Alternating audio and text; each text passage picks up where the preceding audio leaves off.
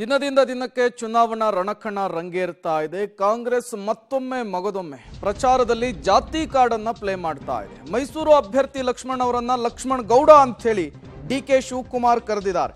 ರಾಜ್ಯದಲ್ಲಿ 8 ಜನ ಒಕ್ಕಲಿಗರಿಗೆ ಅವಕಾಶವನ್ನು ಕೊಟ್ಟಿದ್ದೇವೆ, ಮೋದಿ ಅಲೆ ರಾಜ್ಯದಲ್ಲಿ ಇಲ್ಲ ಅಂತ ಹೇಳಿ ಡಿಕೆ ಶಿವಕುಮಾರ್ ಹೇಳಿದ್ದಾರೆ.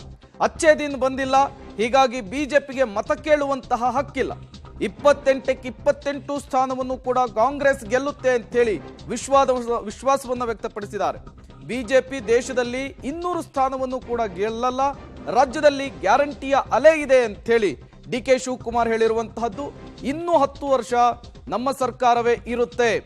ಅಮಿತ್ ಶಾ ಏನೋ ಹೇಳಿದ್ದಾರೆ ಅಂತ ಹೇಳಿ ಡಿಕೆ ಶಿವಕುಮಾರ್ ಲೇವಡಿ ಆಡಿದ್ದಾರೆ. ಸಿದ್ದರಾಮಯ್ಯನವರು ಸಿದ್ಧ ರಾಮ, ಆ ರಾಮನಿಗೆ ಲಕ್ಷ್ಮಣ ಗೌಡ ನಮ್ಮ ಅಭ್ಯರ್ಥಿ.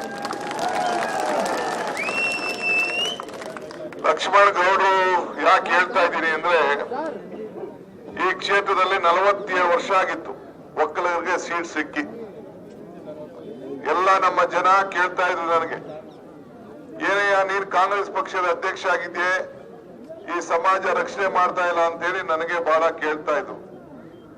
ನಾನು ಸಿದ್ದರಾಮಯ್ಯನವರು ನಾವು ಮಾತಾಡ್ಕೊಂಡು ಹಿಂದೆ ವಿಶ್ವನಾಥ್ 2 ಬಾರಿ ಕೊಟ್ಟಿದ್ದು, ಇನ್ನ ಬಿಜೆಪಿಯಿಂದ ಬಂದಂತವ್ರು ಕೊಟ್ಟಿದ್ದು, ಯಾರು ವಿಜಯ್ ಶಂಕರ್ ಕೊಟ್ಟಿದ್ದು, ಚಂದ್ರಪ್ರಭಾ ಕೊಟ್ಟಿದ್ದು, ಶ್ರೀಕಂಠ ದತ್ ಅವ್ರು ಕೊಟ್ಟಿದ್ದು, ಹಿಂಗೆಲ್ಲರೂ ಕೂಡ ಕೊಟ್ಟಿದ್ದು.